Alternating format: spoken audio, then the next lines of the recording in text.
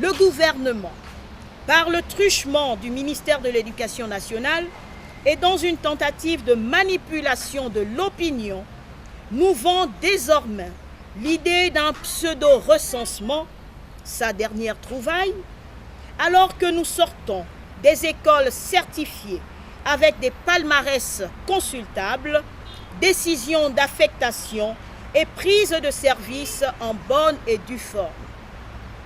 D'ailleurs, nous voulons rappeler à ce gouvernement qu'un recensement objectif a plus de valeur lorsqu'il est fait en amont ou en aval, mais pas à mi-parcours. De surcroît, il serait plus responsable pour ce gouvernement qu'il publie la liste complète des enseignants recensés dans la province de l'Estuaire sans omettre les 200 dossiers supposés frauduleux.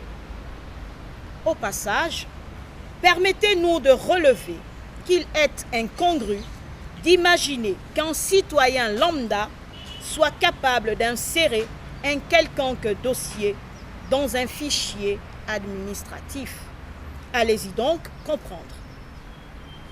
Après analyse faite, c'est un secret de polichinelle que de constater que le gouvernement tire la procédure en longueur en avançant des arguments fallacieux pour nous maintenir dans un esclavagisme sans précédent, teinté d'une déshumanisation de notre personne, dans le but de retarder indéfiniment le paiement de nos salaires.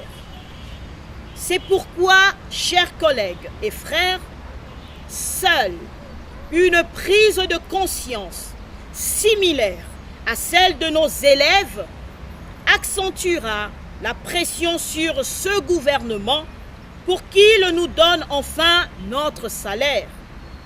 Il y a lieu de nous rappeler, comme le stipule Desmond Tutu, combattant anti-apartheid et homme de Dieu, si tu es neutre en situation d'injustice, tu as choisi le parti de l'oppresseur.